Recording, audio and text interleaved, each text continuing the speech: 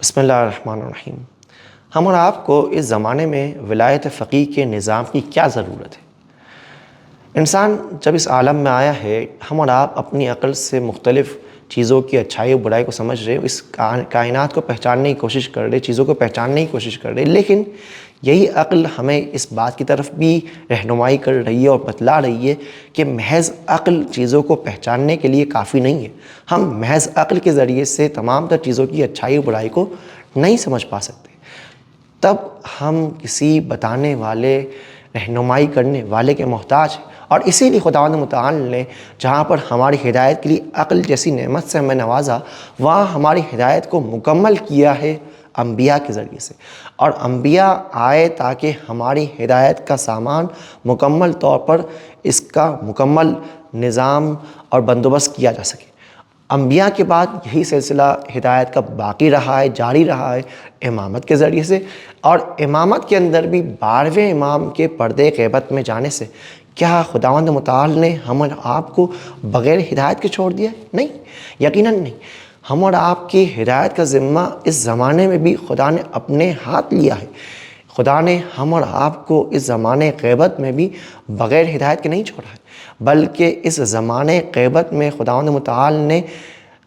امام کے نائبین کے ذریعے سے اس ہدایت کے سلسلے کو جاری اور باقی رکھا ہے۔ جہاں پر مولا امیر المومنین علیہ السلام مالک اشتر کو اپنے نائب کے طور پر مصر بھیج رہے ہیں، جہاں پر مولا حسین علیہ السلام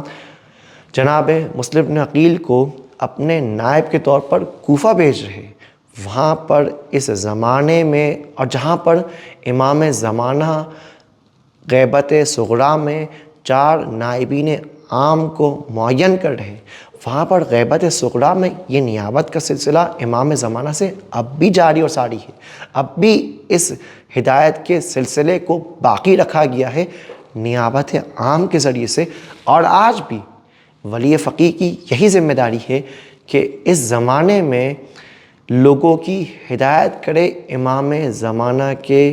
پردے غیبت میں موجود ہونے کی وجہ سے۔ امام زمانہ کے پردے غیبت میں موجود ہونے کا یہ مطلب نہیں ہے کہ امام اس معاشرے میں نہیں، امام ہمارے ہادی اور رہنما نہیں، بلکہ امام کی ہدایت ولی فقیہ کے ذریعے سے ہم اور آپ تک پہنچ رہی ہے، بالکل جس طرح مجتہد اور مرجع تقلید فقہی احکامات کو استنباط کر کے ہم اور آپ تک پہنچا رہا ہے، بالکل اسی طرح ولی فقیہ وہ رہبر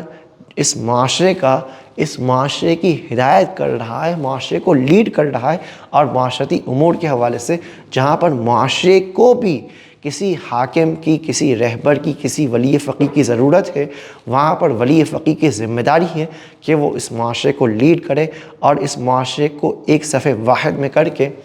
اس معاشرے کی ہدایت کا ذمہ اپنے عہدے لے۔ تو چاہے وہ رہبر معظم امام خمینی ہو، چاہے وہ رہبر معظم امام خامنئی ہو، چاہے امام خامنئی کے بعد کوئی بھی اور دوسرا رہبر ہو، ہم سب کی ذمہ داری ہے کہ ہم اس الہی نظام میں، نظام ولایت فقیہ میں، جو بھی ولی فقیہ کے طور پر ہمارے لیے نائب عام کے طور پر امام زمانہ کا نائب کے طور پر ہمارے لیے تعارف کروایا جا رہا ہے، ہم مکمل طور پر اس کے سامنے سر خم تسلیم کریں، اور as a Rahbar, as a ولی فقیہ ان کو قبول کریں، اور ان کی اتباع میں اس نظام الہی کو، اس نظام اسلامی کو، اس ولایت فقیہ کے نظام کو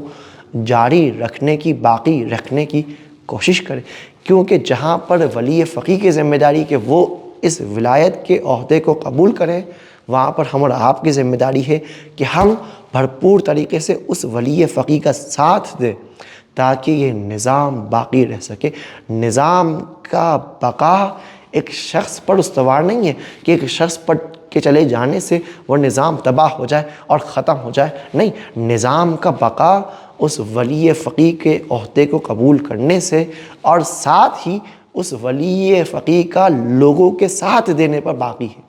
کہ وہ نظام باقی رہے گا اگر ولی فقیہ نظام اس معاشرے میں موجود ہے، اور ساتھ ہی اس معاشرے کے لوگ ہر ایک اس ولی فقیہ کا ساتھ دے، ولایت فقاہت کا ساتھ دے کر اس معاشرے میں اسلامی نظام کا قیام ممکن ہے، ورنہ اس کے بغیر اگر لوگ اس ولایت فقیہ کے نظام کا ساتھ نہ دے، لوگ ولی فقیہ کا ساتھ نہ دے، تو عین ممکن ہے کہ نظام خدا نخواستہ اس کے اندر خلل آ جائے۔